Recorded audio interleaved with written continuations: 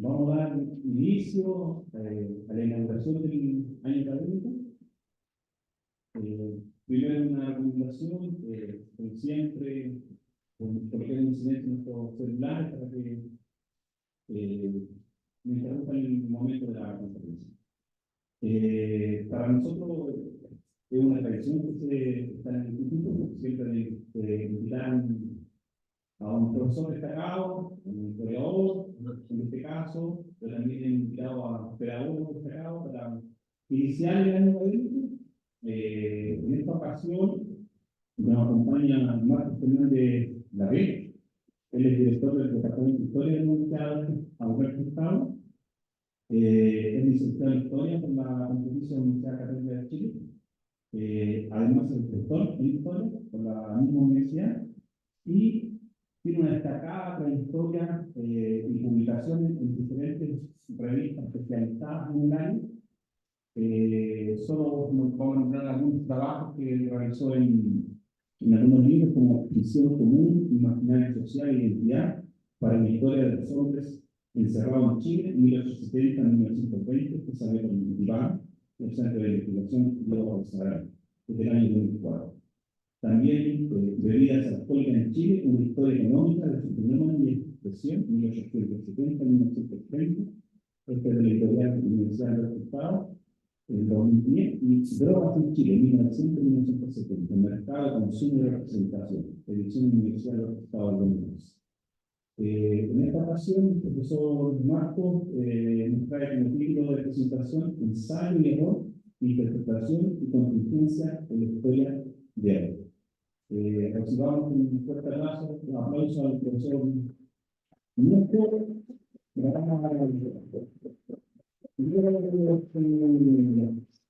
Luego de su presentación, va a quedar la palabra también abierta para la curiosidad y el seminario. Muchas gracias. Muchas gracias por la invitación.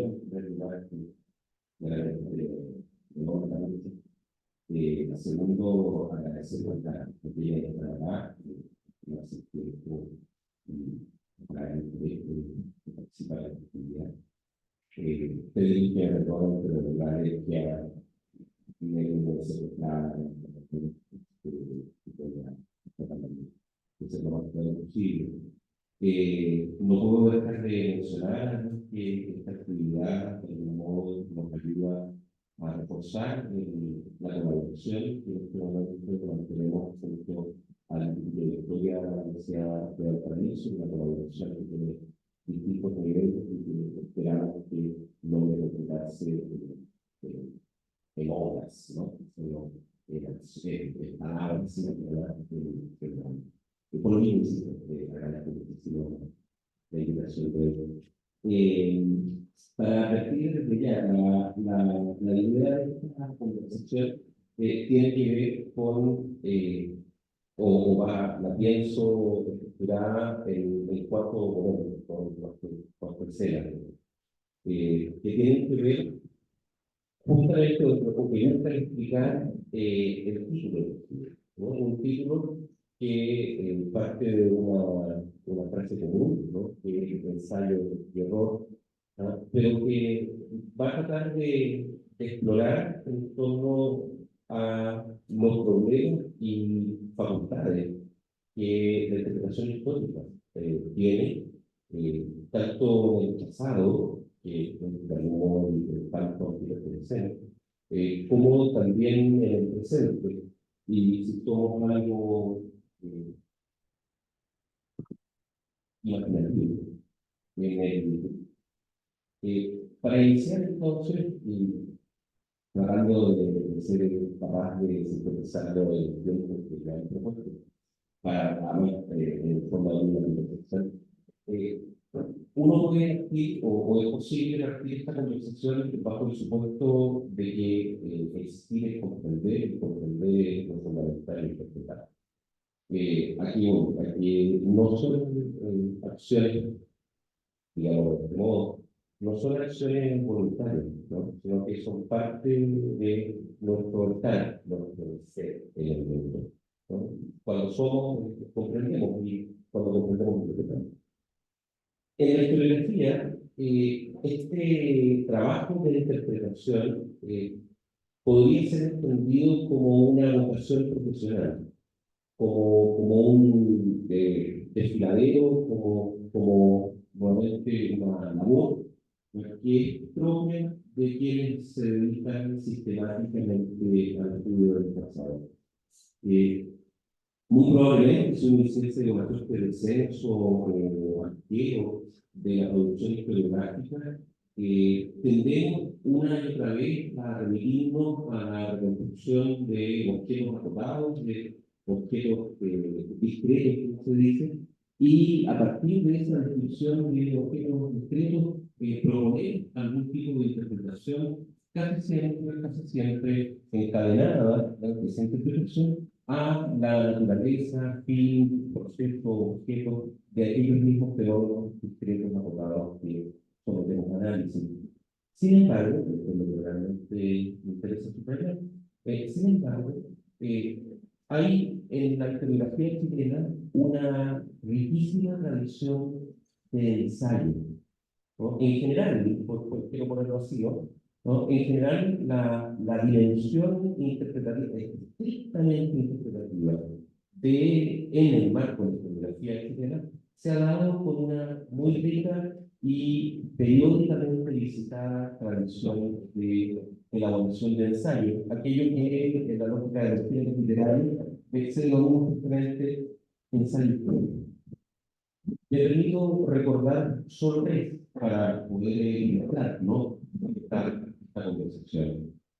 Hoy, en términos temporales, sin ánimo de excluir a otros u otras historiadores, ¿no? Pero en primer lugar, y muy probablemente todas y todos lo tienen muy en su conciencia, ¿no? En su memoria, el ensayo titulado La flora aristocrática en Chile, ¿no? De Alberto Edwards, de quien podemos sospechar que no era un historiador profesional, pero que sin embargo tenía una enorme vocación, ¿no?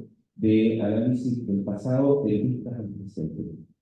Como muy probablemente recuerdan, la tesis de fondo de la flora aristocrática que trata sobre la historia de las distintas disputas debilidades, vicios, ¿no? De las élites aristocráticas chilenas en el cambio del 19 al 20, la tesis de fondo es la tesis de la degeneración, ¿no? De la corrupción de esa élite. Y esa corrupción históricamente demostrada, históricamente documentada, le permite a Edwards, en 1958, argumentar en torno a la necesidad de un gobierno fuerte. ¿No? Entiéndase la dictadura del general Carlos Ibáñez Luna, la dictadura modernizadora, no podría decir, modernizadora, dejémoslo ahí. Pero, ¿qué es lo que interesa acá subrayar? ¿No? De que a partir del estudio sistemático del comportamiento político de las élites o las oligarquías chilenas, Edwards, desde el análisis del pasado, irrumpe en la escena pública, argumentando, justificando, legitimando al gobierno fuerte. ¿No? Y lo hace, amparado por el estudio. ¿No? Segundo ensayo que vale mucho la pena recordar acá. No hay, seguro ya vieron cuál es, ¿no? El ensayo histórico sobre la noción del Estado de Chile en los siglos XIX y XX, ¿no? De Mario Gómez, publicado en 1981. Y como quizás saben, recordarán, el núcleo, ¿no? El corazón de ese ensayo es preguntarse y escandalizarse, ¿no? De cómo era posible que aquella institución que había creado y construido el Estado de Chile, es decir, el Ejército de Chile, ¿no? El Real Ciguao y la frontera, toda la única institución que, comillas, había sostenido el Chile de Chile era el Ejército de Chile y, naturalmente, había sostenido la institución del Estado de Chile. ¿Cómo era posible que la misma institución estuviese destruyendo el Estado. Estuviste desguazando el Estado de Chile, vendiéndolo por una miseria, ¿ya? Privatizando la buena programa de ley.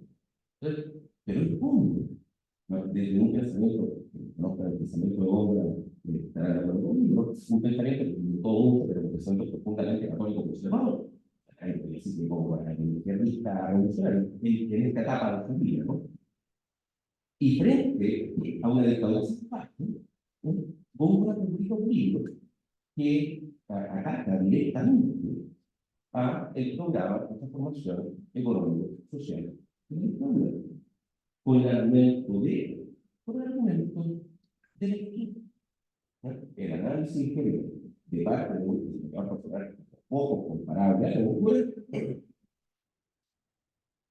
sí, para dejar en evidencia el más, quizás, ¿no? la más profunda de las transformaciones incorporadas o emprendidas por el programa. Y finalmente, un último ensayo que me parece que vale mucho la pena destacar acá, es el de Eduardo de Rey, ¿no? Lo que van a decir, que lo recordarán también, es una historia de la masacre de Santa María y de Brasil. Sin embargo, ese texto, desde su primera edición en adelante, no es que haya sido un agregado, ¿no? Un capítulo final, digamos, o agregado. Desde su primera edición, el texto tiene dos componentes que a mí me resultan más interesantes. En esta lógica de ir más allá de la zona de descripción de lo que es, ¿no? Y en primer lugar, toda la introducción es una puesta al día, podría decir, una suerte de vendetta, ¿no? Pero una puesta al día con la historiografía de distintas Chile, ¿no? Y en donde le cobra, de algún modo, de vez, el hecho de que una parte significativa de la historiografía chilena se haya quedado prisionera de la idea de la clase obrera y no haya avanzado o no haya ampliado o no haya flexibilizado su perspectiva de análisis sobre el comportamiento de la sociedad chilena a lógicas más flexibles, como la de pueblo. Pues, y en esa, hay que recordarlo, ¿no? Hablando de su formación doctoral en Francia, profundamente avanzada en el culturalismo, etc. Y en esa lógica, lo primero que hace es instalar con esa idea, y por eso elabora esta idea de la responsabilidad, la concientización, pero fuera evidentemente de los marcos teológicos de la idea de la clase obrera. Pero más todavía, y es lo que a mí, insisto, me resulta de interés, lo que ahora se anuló en 1989, establece un momento, dice que este libro está escrito para prevenir masacres. Cuenta una masacre para prevenirlas. Y eso lo dice el mismo. Es decir, eso lo dice a la sombra de la dictadura, una dictadura donde la masacre era un evento cotidiano en cada esquina, ¿no? Y al decir esto, este libro busca prevenir masacres, si ustedes recuerdan las conclusiones del libro, ¿no? La conclusión, o una de las conclusiones más relevantes del texto, es la responsabilidad del gobierno dirigente del movimiento popular que termina acorralado en la Escuela de Santa Domingo, la responsabilidad del dirigente de esas organizaciones en el final, en la masacre. Entonces, no es, el libro de ley no es una suerte de muy a lo nadie, ¿no? Tienen que decir, ojo, claro, los alimentos lo que no han entendido, ¿verdad? Pero si no hubiese sido por el comportamiento que tuvieron la diligencia pública en los distintos lugares, en las administraciones de los bienes, etc., probablemente no hubiera sido posible, o hubiera tenido otra dimensión. Es lo mismo, lugar grande, es lo que dice Demóstenes en su definición, ¿no? Una conducta de comportamiento irresponsable de dirigentes de organizaciones populares derivó en estar finalmente acorralados en una sociedad y ser acribillados en un momento determinado de eso. Entonces, la, la regla general o la norma, ¿no? Que ese tipo de ensayos, hay muchos otros, pero me quedo con eso, nos permite visibilizar este recurrente uso del pasado en función de los problemas o los diagnósticos del presente en vistas al futuro. Y esto es lo que, o esa constatación, ¿no? Es la que de algún modo podría permitir, ¿no? El proponer, ¿no? Que para poder realizar la interpretación y para poder realizar la interpretación histórica de lo que nos congrega, resultaría indispensable y ineludible contar al menos con 4 ingredientes, ¿no? Como una suerte de receta, ¿no? Como quiere hacer usted interpretación histórica, pues bueno, tiene que tener estos 4 ingredientes, ¿no? Ingrediente 1, pasado. Ingrediente 2, presente. Ingrediente 3, futuro. E ingrediente 4, acontecimiento. Probablemente los 3 primeros no van a explicar, ¿no? En general tenemos una noción común de lo que es el pasado, tenemos una suerte de vocabulario común en torno a lo que es el pasado. Algo sabemos del presente, teniendo que estar parados con sobre él, y también tenemos más polémicos, ¿no? Es ineludible en este momento, ¿no? Hacer un pequeño, sé que ¿no? Una pequeña nota, ¿no? Una lenta sobre el futuro, porque de un tiempo a esta parte, y particularmente desde todo el escuelas que ha teorizado sobre tecnología, el futuro ha sido enormemente problematizado.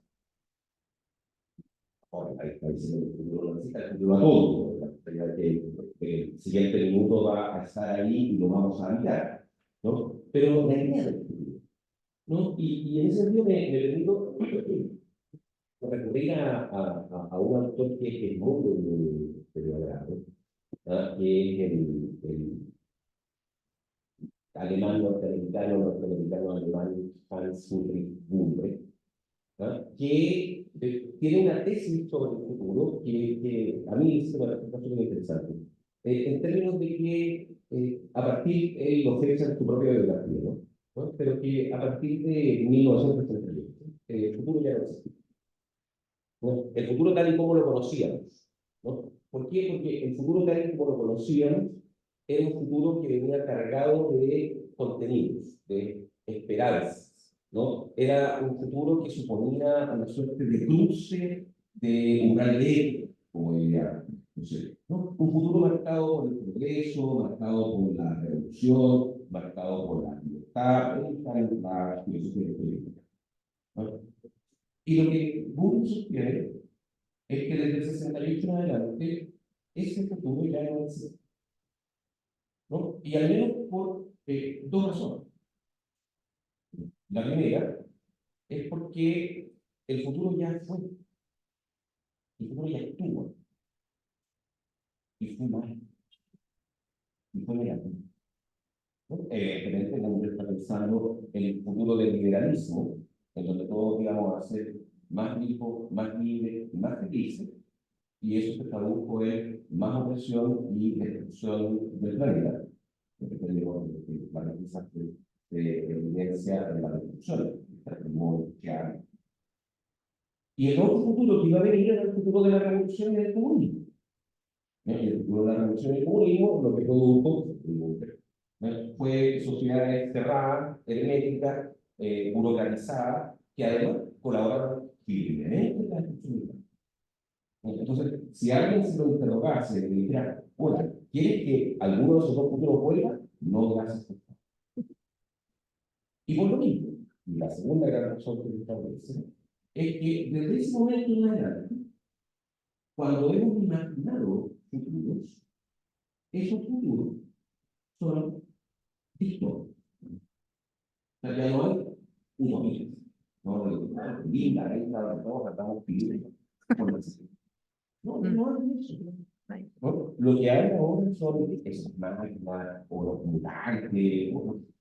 Pero hoy día es muy difícil lograr escoger, elegir algún tipo de imaginación del futuro que tenga, no digo los optimismos del siglo XIX, pero algo por lo último, previo a la Segunda Guerra Mundial. No tenemos. Entonces, en el fondo lo que hace Google es abolir. Entonces, como el ya no está, ya no existe. Y lo que sí existe, como hemos tratado de conversación, y lo que sí existe es el presente. ¿No? Y nos hemos transformado en sociedades que solamente viven el presente y lo hacen exclusivamente porque son capaces de dilatar y que el presente vaya colonizando el pasado y vaya colonizando o vaya colonizando, vaya modificando, vaya construyendo como oficina un futuro súper manejable, súper controlable, muy de corto plazo, etc. Bueno, pareciera, a ver, o uno podría imaginar que, independientemente del futuro que creamos, o de si creamos todavía o no el futuro, ¿no? De que existiría un cuarto elemento, ¿no? Para poder elaborar una interpretación, ¿no? Y lanzar, por supuesto, al mar agitado del ensayo. Permítanme el trato personal que estuve pasado, o que ha estado en este tiempo. Tema de la la juventud atractiva. ¿No? Yo quiero poner un ejemplo histórico de mi investigación como un adulto. Y después vamos a yo. Desde hace 10 años que he estado tratando de entender el comportamiento del catolicismo contemporáneo en América Latina. Es como uno, el lado de la fue como de encontrar el catolicismo contemporáneo. ¿No? Y en ese análisis, en ese recorrido de investigación, me encontré con algo que nunca estuvo cerca de mi pretenciosamente como expansión intelectual, ¿no? Que fue la teología de la liberación. Y creo que si uno mira desde esta perspectiva, ¿no? Teología de la liberación, como el estudio, ¿no? Bueno, como, ¿no? Pero como cuando uno mira la teología de la liberación como un objeto histórico que surgió entre la final de los 60 y inicio de los 70, es una interpretación antropológica del punto de la época, de los territorios, del continente, fundamentalmente de la vida.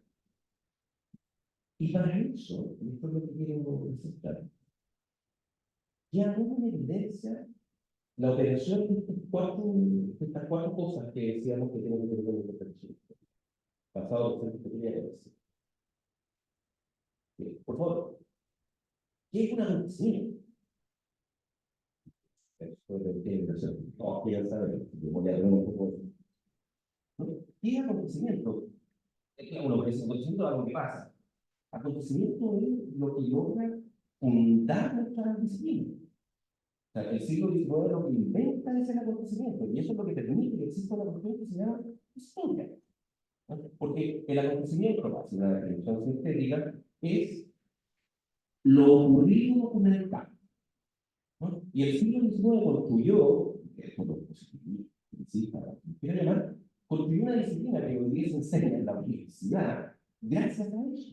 Es decir, ya la historia no es solo el relato moral de cómo deben ser las cosas, sino que es la documentación de, insisto, lo sucedido documentado.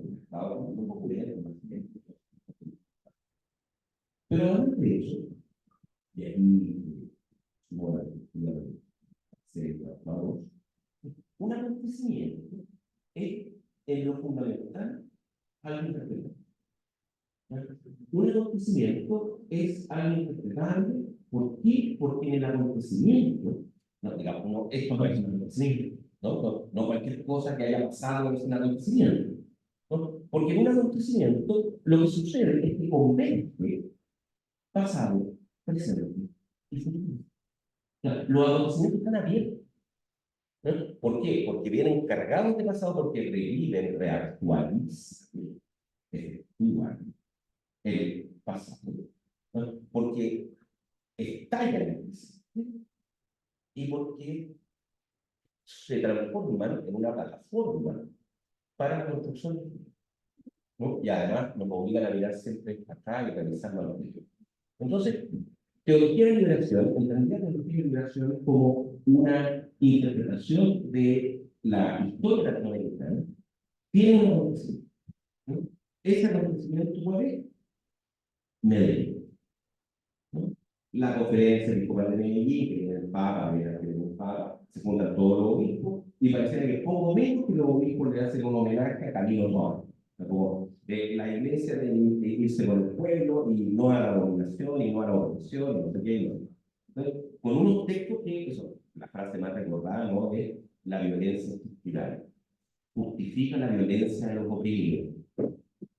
Eso es un cheque en blanco para la guerrilla. Está como señores guerrilleros católicos, ahí tienen la justificación que necesitaban. Acontecimiento, Medellín 1968. Un pasado, ¿no? Que es el pasado, que son realmente los pasados, que cuando uno se encuentra que el pasado es un túnel negro, un gol negro, así, infinito, ¿no? Pero el pasado inmediato de la opresión, del desarrollo, la sociedad dividida, la discriminación producto de la conquista sobre el pueblo originario. O sea, perdón, no estoy diciendo que yo crea esto, sino que es el diagnóstico que sistemáticamente construye las conferencias episcopales, de esos informes con los que llegan a Medellín o con los que quieren incidir en la opinión de vamos a decir, del Papa que viene, ¿no? Entonces, hay un pasado de opresión, pero además hay un pasado íntimo, ¿no? Y lo que pasó hace 3000 años en Israel, ¿no?, para el Éxodo, ¿no?, la opresión del pueblo hebreo por parte del imperialismo. Es el pasado que está vivo y actualizado en América Latina. Hay un presente, no que un presente, no, pero hay un presente que es la gracia, ¿no? En donde o estás contra mí o estás a favor.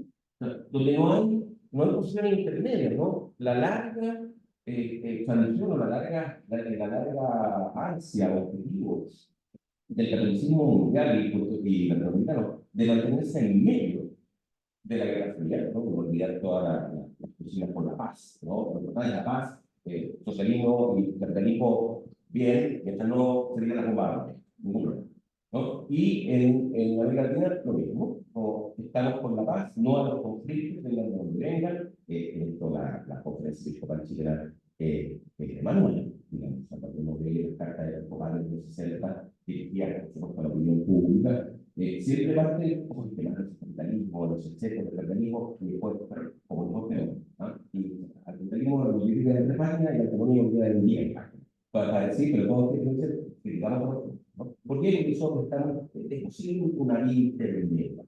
Pues bien, lo que el presente fines de los 60, la Guerra Fría, la Guerra Fría, impide es esa vía intermedia. ¿Ya? Es el, ¿no? Y este es el que para la mujeres. ¿No? ¿Por qué? Porque en ese sentido, en el caso de la liberación, es un futuro que muy probablemente está muy cerca de lo que Umbres decía que ya no existía, ¿no? ¿Por qué? Porque teología de liberación lo que hace es eliminar el concepto de liberación, que es justamente el concepto bíblico, pero bíblico, por el concepto de revolución, ¿no?, que es un concepto exclusivamente secular. Entonces, el programa de teología de liberación es un programa que se ancla fracasadamente, no después, pero fracasadamente, se ancla, ¿no?, por un lado, en un futuro secular, ¿no?, posible de concebir gracias a la revolución, que se llama socialismo, pero al mismo tiempo, y como una serie de esas cañas de estar que tiran mucho dinero, ¿no? Se ancla en un futuro trascendente, ¿no? En la idea del futuro absoluto que representaría el futuro. Hágase lo que se haga en la Tierra para que sea revolucionario, pero no perdamos de vista que lo que se hace aquí en la Tierra es para llegar al camino del futuro. No tiene sentido. Realmente no es envidiable, ¿no? Pero vaya que quizás sea envidiable. Entonces, desde, insisto, mi perspectiva de análisis en ese objeto chico, eh, me parece posible volver a preguntarse si es que es hoy día posible hacer interpretación. ¿Ya? Porque yo sé que están presentando, ¿no? Porque yo sé que hay gente que dice que la historia no existe, ¿no? No, pero, no, ¿por qué? Y lo estoy viendo por eso me animo a tratar, porque en un muy buen zoom de la historia, de que la historia como la cosa, la historia con mayúscula de la disciplina, era una suerte de proyecto de la modernidad, creía en la historia y que tenía futuro y todo. Y hoy día parece que pareciera ser, ¿no? Y no vimos, ¿no? Y no es una cuestión de elecciones, ¿no? No es que todo tiene que ser moderno, ¿no? Que quiere ser poco moderno. No, es una condición, ya lo digo, una condición, una elección. Es posible entonces hacer interpretación histórica si es que, uno, partiésemos de la base de que la historia fue un proyecto moderno y hoy día es otra cosa.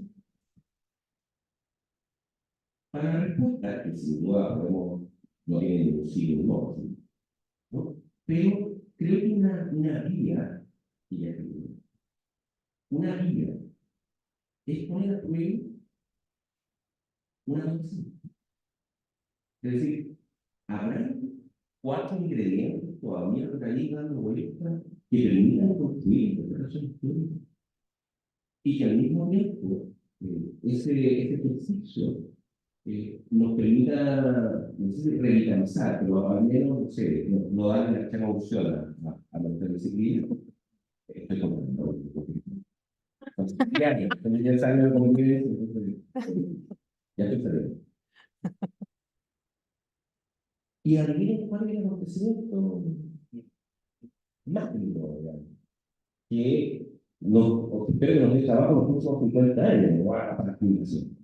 ¿No? Y que justifique nuestras interpretaciones históricas que le interesen a nadie. Sí, no, yo sé que hay muchos que tienen una regla, no hablan de ese tipo, pero aquí, como está mucha gente que se dedica al pasado, no, se puede hacer. Se puede hacer. El 18 de octubre, evidentemente, tiene una acontecimiento, ¿no? Es una acontecimiento por todas las razones que decíamos, ¿no?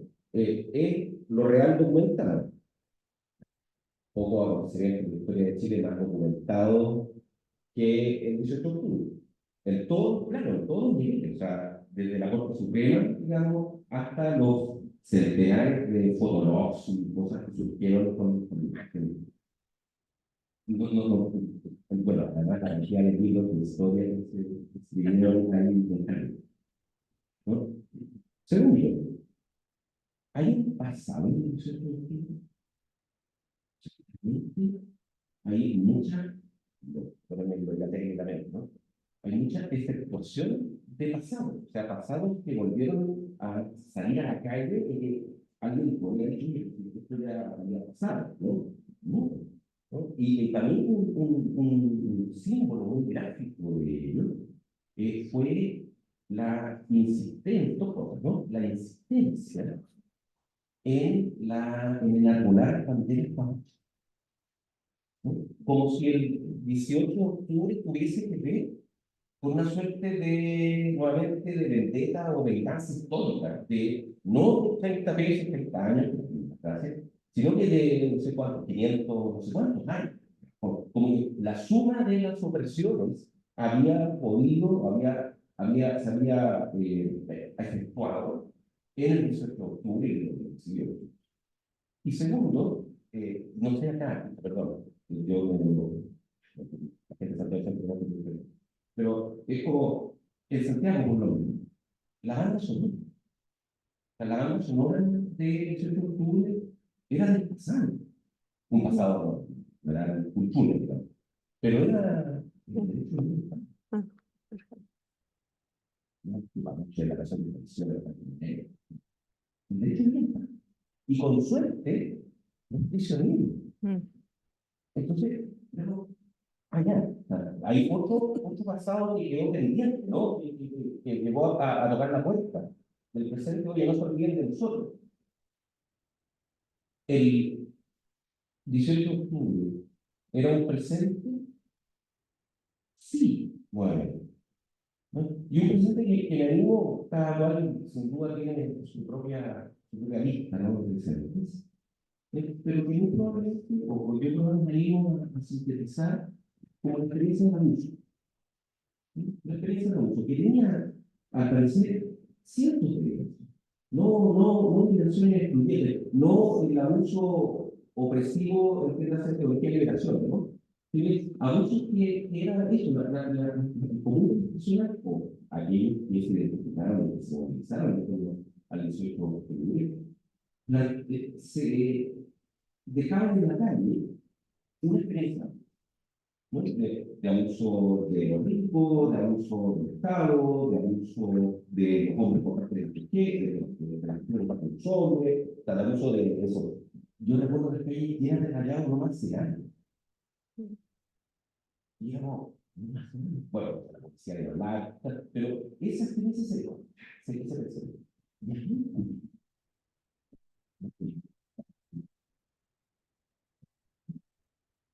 sí, o claramente, el comentario que se también, porque el futuro, o sea, yo me quedé con la impresión, siguiendo algunas tesis, la tesis de la revolución, ¿no? Que para poder que ya no se articule, tiene que pasar algo de verdad, y tiene que haber un marco conceptual que permita la articulación. Y eso es lo que cambia, ¿no? La gente marchando sola no puede cambiar cosas y los conceptos del aire no cambian.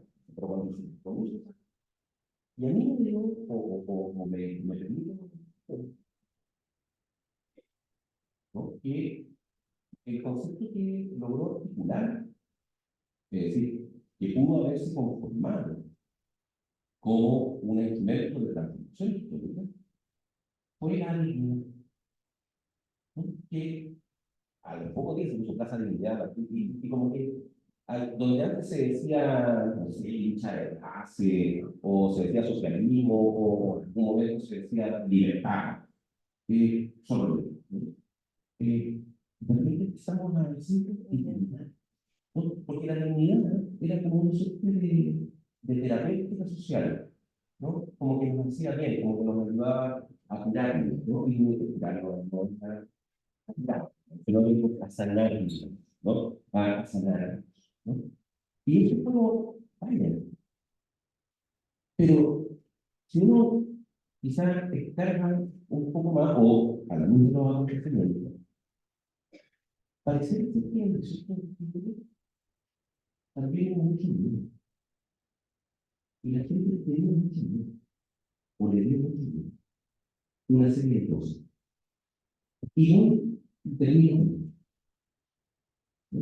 Porque en todo, no, pero en estos poquitos ejemplos, ¿no? Como hemos tratado de reseñar,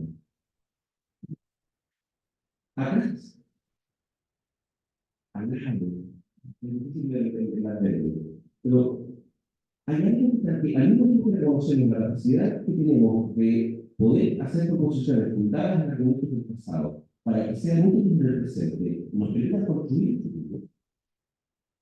Hay algo que se llama ingenuidad,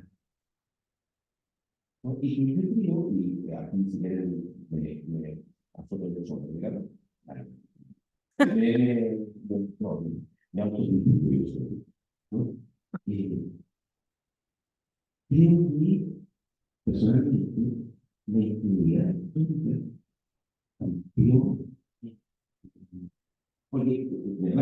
súper impresionante de pero que es muy soberbio, ¿no? Decirlo hasta ahora, sin decirlo, ¿no? Porque esta idea de la dignidad y lo demás era como, bueno, pero entonces significa que vamos a mirar para adelante y vamos a hacer un país más inclusivo. Y se acuerdan cuando decían que, bueno, a veces interesa trabajar un poco más, pero sí, claro, ese tipo de cosas, yo digo, sí, y una nueva constitución, sí.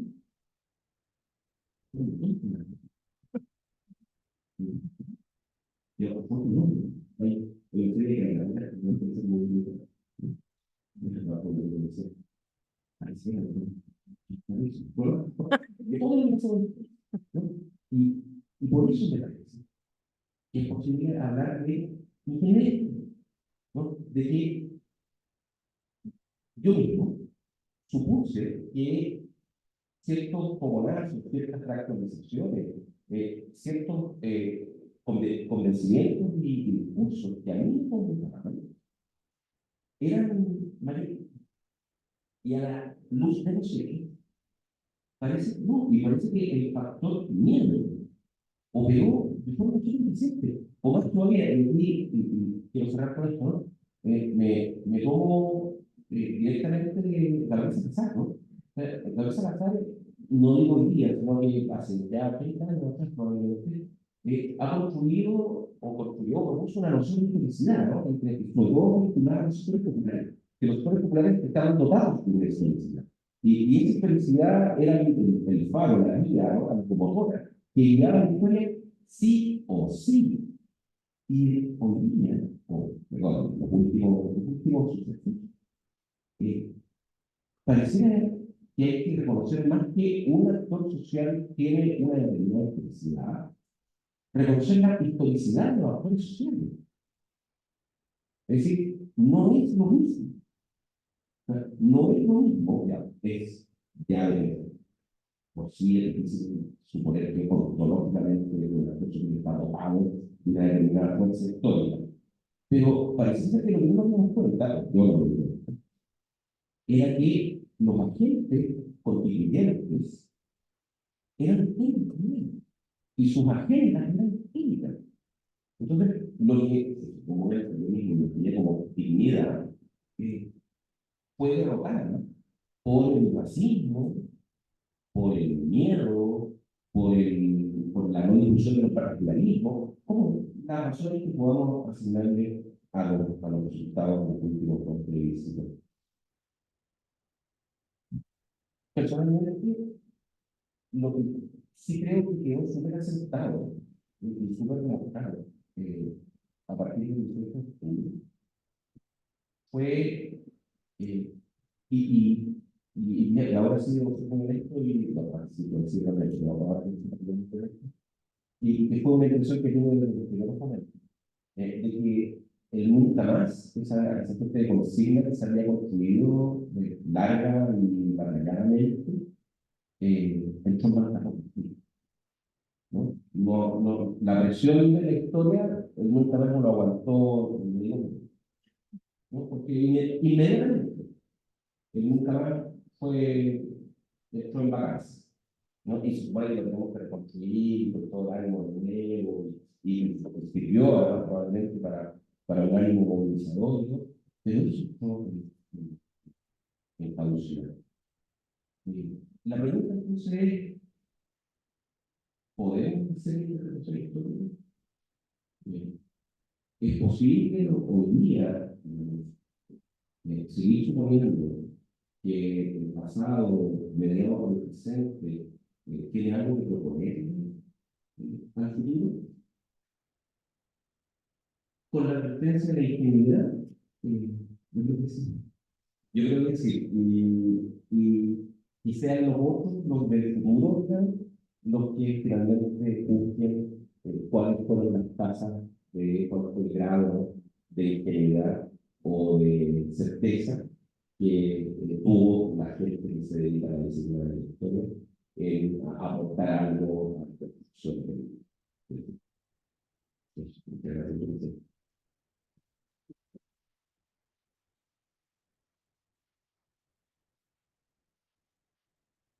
Yo lo digo. Gracias. bueno, optimismo la voluntad, optimismo la razón, se ofrece la mano. Si alguien quiere hacer un comentario, eh, parece que Chile profundo, estamos vivos, parece. No sé si alguien quisiera comentar algo. ¿Está bien?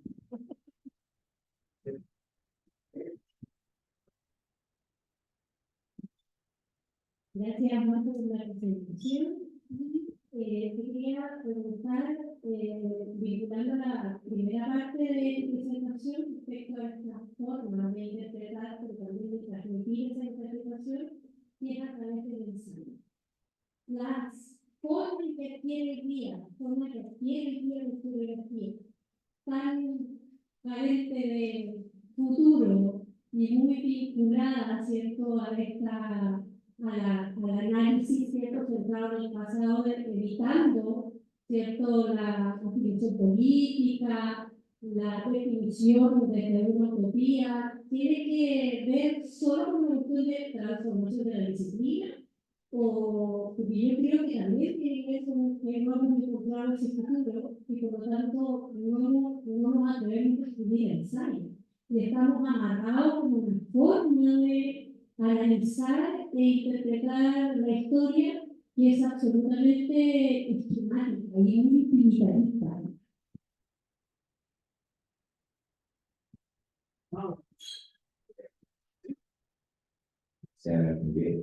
O sea, sin duda, sin duda. Y justo ahora voy a mostrar la evidencia. Estoy leyendo que es solo lo intelectual de Traverso, ¿no? Que se hace una pregunta similar, es decir, que supone que los intelectuales antes eran maquinitas de producción de utopía, ¿no? Salían en el cambio, de la gente, y la gente que escribía. Y desde el año 80 dice los autores, la calidad del socialismo real de la nación.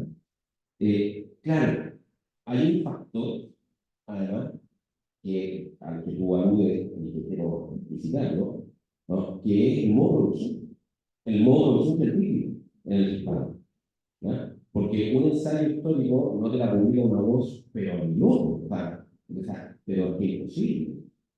¿No? Esa la publica, no sé, en el libro o en interferencia. Depende de qué lado del océano te encuentres.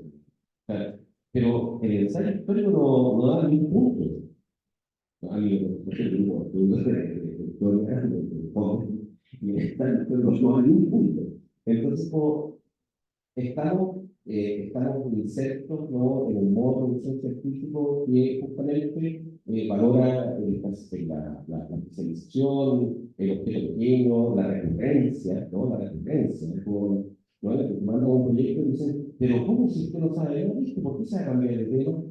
Ah, quiere que sigan lo mismo porque ya le hace todo lo mismo. Sí, sigan eso, porque ahí sí lo vamos a aprender. Pero ¿cómo se puede cambiarse de tema? ¿Por qué voy a hacer esa libro? Pero, punto de ello.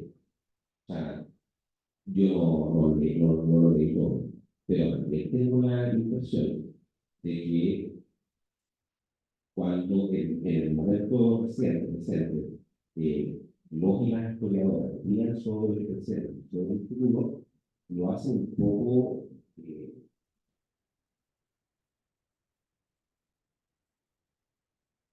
con poca sobriedad. ¿Ya? Digamos, o sea, tengo la impresión de que está llegando constituyente en autores que quiero y respeto, ¿no? Derivó en libritos de 80 páginas, digamos, editados por la primera amiga, donde hubo una suerte de fiebre de constituyente, y vamos arriba, ¿no?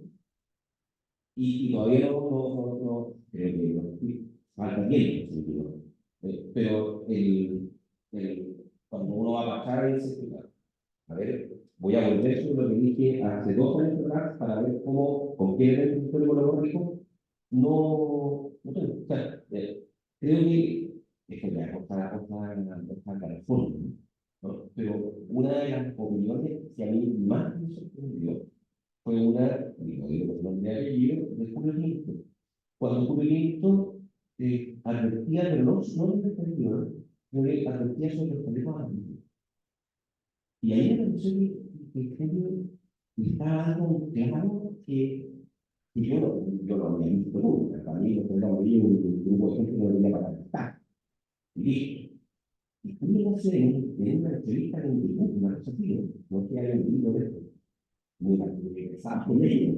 Y bueno, y hace una reflexión donde porque el tema de ellos se parece mucho a muchos movimientos de clase media que derivan después en la realidad fascismo, vale la pena revivirla, ¿no? Pero cosas así, y eso, al revés de, ¿no? Al revés de, creo que no basta, además, con esto de nadie lo vio venir, ¿no? Que ha sido como una suerte de juego lector, ¿no? Oye, ustedes, los peleados, es que nadie lo vio venir, ¿no? Que hoy yo debo decir, oye, si esto le correspondía, sí, o sea, bien, a la social, los trabajadores sociales, los consultores, nadie dijo nada, nadie dijo, claro, que por ejemplo, que iba a pasar eso, diga como no parado, o sea, yo hace días que iba a ver las cosas.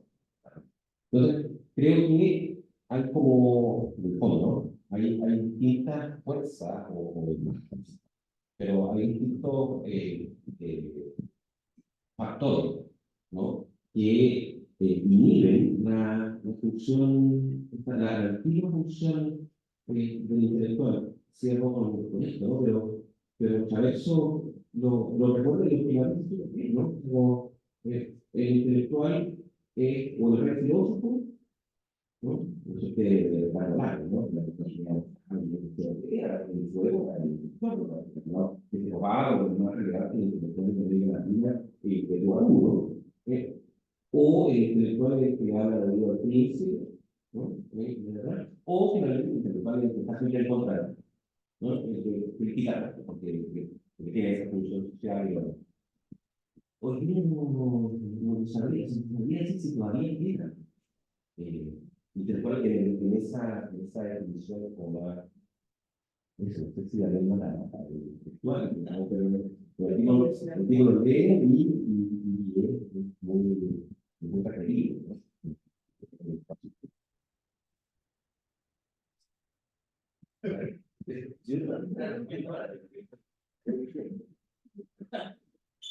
Bueno, esto, para salir de lo local, bueno, soy universalista, y como representación que existe, que me agradó mucho, me gustaría que hicieran alguna referencia al ángulo universal del tema, porque si tú consideras que nuestro acontecimiento es el 18 de octubre, por ejemplo, con Pasto, más allá del retórico que puede resultar que la historia no lo inventó como disciplina Chile, sino de otra época, a la que yo me dedico, y por lo tanto estamos obligados a pensar en qué acontecimiento universal, viendo también una lógica que tú planteaste, nos permite encontrar una situación potente y catapulte nuevas interpretaciones, porque yo el que yo tengo fue en 1989 con la calle de Berlín, y Fukuyama, yo creo que se hizo rico con su libro, el fin de la historia, pero está entregado, un poco uno sentía un aire medio apocalíptico por lo que pasaba desde la historia, si quieren estudiar, salió el libro, se comentaba, pero no pasó. E igualmente surgieron eventos y acontecimientos. Entonces, especialmente pensando también en muchos estudiantes que hay, para que sean capaces de salir del local, que es valioso, obviamente, sino también hacerse esta pregunta en términos universales, digamos, no sé si planetario, porque a momentos en lo universal me viene un poco la idea de gracia, pero más bien persona. Una cosa estuviera, una cosa bien, una cosa norte, otra cosa es. Gracias.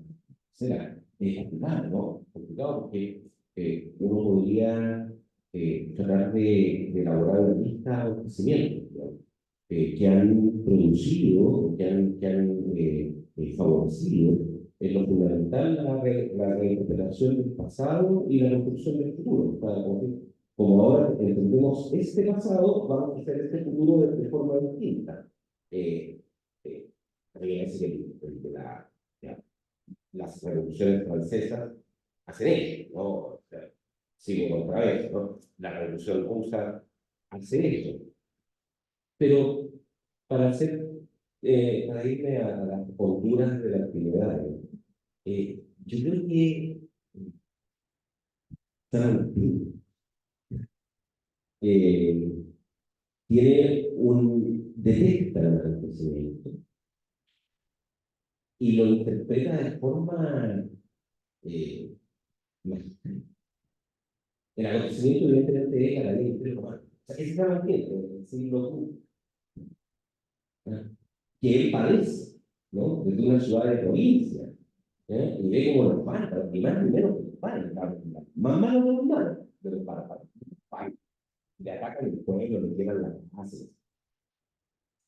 Y el tipo se encuentra con que sus contemporáneos, perdón, no es historia, pero puede ser, ¿no? Se encuentra con sus contemporáneos, y sus contemporáneos, obvio, dicen, ¿quién tiene la culpa de esto? ¿Los bárbaros? No. Los que tienen la culpa son los cristianos, ¿no? ¿Por qué? Porque los cristianos nos han prohibido a los judíos tradicionales, y los judíos tradicionales están en el Estado. ¿Y qué agarraron? Agarraron a los bárbaros y destruyeron el mundo. Y Agustín Limona, no, ya, sí, ¿verdad? Tenemos no, la caída del Imperio Romano es una buena noticia. Porque ¿qué es lo que ha demostrado la caída? Acontecimiento, ¿no? Un acontecimiento es lo fundamental y interpretado. ¿Sí? Porque la caída del Imperio Romano lo que demuestra es que el cristianismo no podía quedarse enmarcado en la frontera del imperio, ¿no? Que era lo que habíamos conquistado recién, ¿no? Aguante con Castillo, ¿no? Somos la única religión, la todos los demás, y nos vamos bien. No, no. Ahora, lo que ha demostrado la caída del imperio es que esa decisión de quedarse todos los marcos del imperio, un error, porque lo que el cristianismo es la ecúmene, es que todos vivan bajo la misma creencia sobre el Padre. Entonces, bienvenida a la caída del imperio, ¿no? Porque eso es lo que permite que el cristianismo se difunda más allá de la estructura del imperio y afuera, no sobre el imperio. Entonces, tenemos un día o hay a mano algún tipo de acontecimiento de escala planetaria, ¿no? ¿No? Que nos permitiese hacer una revisión para adelante, para atrás, ¿no? Y proponer un determinado futuro. Yo a veces me digo la pregunta y me cuesta encontrar. No, creo que tú le aciertas muy bien a este cierre del post-bound del siglo XX. O sea, el siglo XX se acabó y el siglo XX con 1909. Pero probablemente, y me imagino que mucha gente estuvimos ahí, que el 11 de septiembre del 2001 puede haber representado algo así, ¿no? De que es posible histórico, ¿no es cierto? Pero la historia es que es histórico. Pero no sé si el impacto finalmente de eso, o sea, hay gente que le da la bomba de gas de todos lados, sí, claro, que vaya unido, ¿no? La situación del pánico social en los Estados Unidos. Pero no sé si como que esta interpretación de la multipolaridad, y que esto demuestra que la multipolaridad y lo asimétrico entre el conflicto y todo eso, no sé si está tan aceptado, ¿no? O sea, pensando en Chile, ¿no? O sea, como si uno piensa en chino, probablemente la lengua, y ya, si ya uno lo tiene programado en 70, para uno lo analiza la persona, ¿qué opinión de la persona? Ha pasado un poco tiempo a sacar conclusiones, pero como que hay los chinos entran en otro tipo. Bueno, agradecemos, Marco. Le damos un fuerte aplauso y